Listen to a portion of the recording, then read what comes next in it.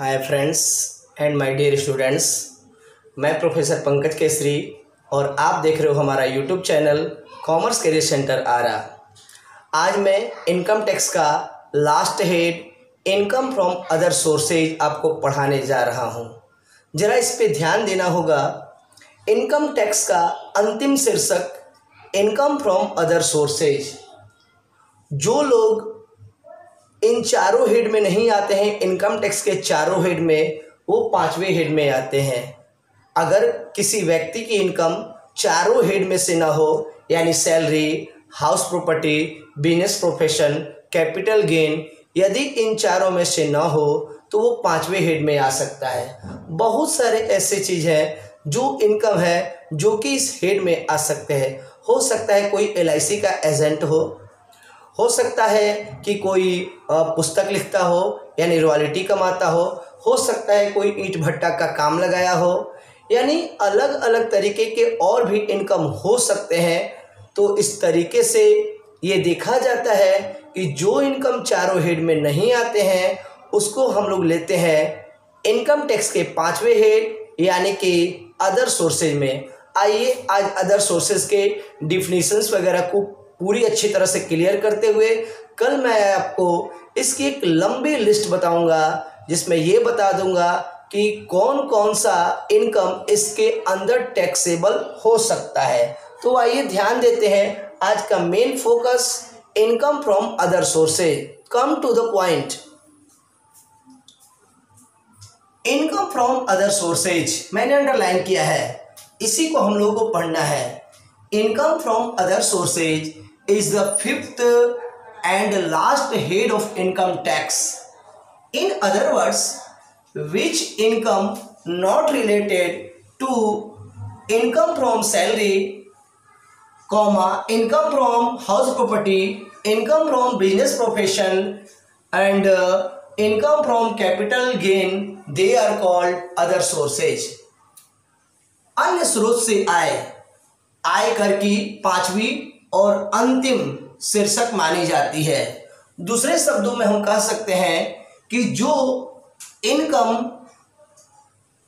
From salary यानी कि वेतन से आय या मकान संपत्ति से आय या व्यापार और पेशे से आय या पूंजी लाभ आय से संबंधित नहीं होता है, नॉट रिलेटेड होता है, इन चारों में से किसी में नहीं आता है, उसे अदर सोर्सेज कहा जाता है। इनकम टैक्स फोकस करता है on this head under section 56 to 59। आयकर इस हेड को प्रकाशित करता है इनकम टैक्स एक्ट 1961 के 56 और 56 से लेकर 59 की धाराओं में इसको प्रकाशित किया है।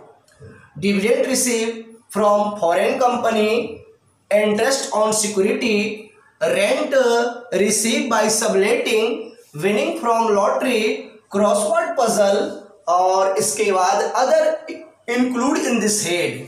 मतलब इसमें जनरली क्या क्या हो सकता है, तो हो सकता है dividend receive from foreign company. याद रहे कि इंडियन कंपनी से मिलने वाले लाभांश शेयर पे मिलता है, म्यूचुअल फंड पे मिलता है। ये दोनों लाभांश जो है वो कर मुक्त है जो इंडियन कंपनी के होंगे।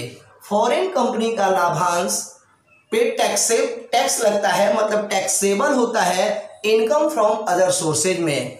इसके अलावे इंटरेस्ट ऑन सिक्योरिटी, यानी यदि आप कहीं डिवेंचर में, बॉन्ड में कहीं आप पैसे लगाते हैं तो वो कहीं ना कहीं टैक्सेबल है, जिसपे हम लोग अकाउंट्स के विद्यार्थी तो जानते होंगे, TDS, tax deduction at source. तो इस तरीके से इंटरेस्ट ऑन सिक्योरिटीज पर टैक्स डिडक्शन एट सोर्स काटा जाता है। इसके अलावे रेंट रिसीव फ्रॉम सबलेटिंग, एक किराएदार दूसरे किराएदार को यदि मकान किराए पर दे दिया है, जैसे मैंने बड़ा हॉल लिया और उसमें से एक छोटा पार्ट्स किसी और किराएदार को मैंने दे दिया किराए पर, तो उससे जो इनकम होगी और इस शीर्षक में जोड़ी जाएगी। विनिंग फ्रॉम लॉटरी, यानी लॉटरी से जीती हुई राशि टैक्सेबल होती है। जरा ध्यान देंगे, हम लोग देखते हैं हम लोगों ने टीवी पर देखा है कौन बनेगा करोड़पति। अगर मान लिया जाए कोई आदमी बिहार या किसी भी स्टेट का आदमी यदि 1 करोड़ रुपए जीत जाता है तो वो 1 करोड़ की राशि रिसीव नहीं करता है। जीतता है 1 करोड़ लेकिन रिसीव नहीं करता है। उसमें से 30% कट जाता है अदर सोर्सेज के लिए, तो उस बंदे को 70 लाख ही मिलता है। यानी कि जीती गई राशि और प्राप्त राशि में अंतर हो जाता है। न्यूज़पेपर शो करेगा कि इन्होंने 1 करोड़ रुपए जीता, लेकिन आपको मिलेगा कितना? 70 लाख। क्रॉसवर्ड पजल शब्द पहेली से जीती हुई रकम इसमें इंक्लूड होते हैं। इतना ही नहीं, इसका हिट तो बहुत बड़ा है। किताब की रॉयल्टी है, ये अगर आपके पास वैकेंट लैंड है उसका किराया मिलता है, बाजार हाट का किराया मिलता है, अगर आपको कभी आकस्मिक लाभ हो जाती है वो सारे चीज इसमें शामिल किए जाते हैं। तो इस हेड को समझना इतना आसान नहीं है, इतनी आसानी से समझना इसको नहीं जा सकता है कि इसे तुरंत ही समझ जाए। इसके लिए कोई खास बहुत बड़ा रूल भी नहीं है, क्योंकि ऐसा नहीं है कि इस पे salary, house property, capital gain या बिजनेस प्रोफेशन का रूल लगाया जाए। यह हेड मिसलेनियस होने की वजह से थोड़ा कॉम्प्लिकेटेड होता है, तो इसके सारे रूल्स को जानना बहुत जरूरी है कि इसमें लगभग हम आपको बताते हैं, इसकी लंबी लिस्ट होगी। इसमें यह बताया जाएगा कि क्या क्या इस हेड में टैक्सेबल होता है।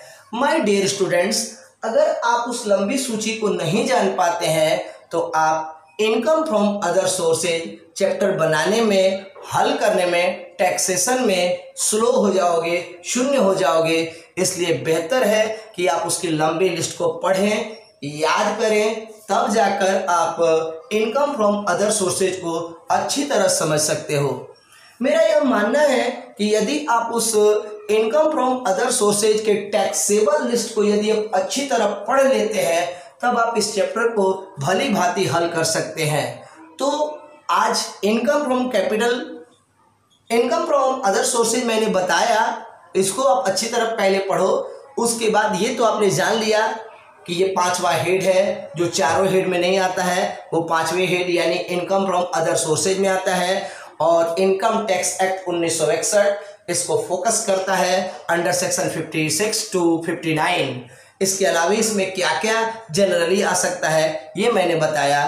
तो कल हम मिलते हैं इसकी लंबी लिस्ट के साथ, यानी कि इनकम फ्रॉम अदर सोर्सेज की लंबी लिस्ट क्या क्या होती है, उसमें कौन कौन सा इनकम टैक्सेबल होता है, यह चीज जानना होगा।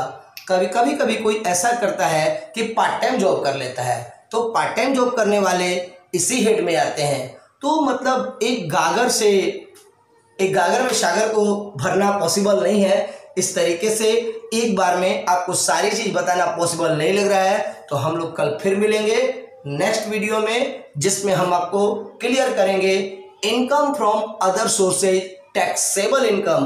तो इसी के साथ विदा लेते हैं। जय हिंद।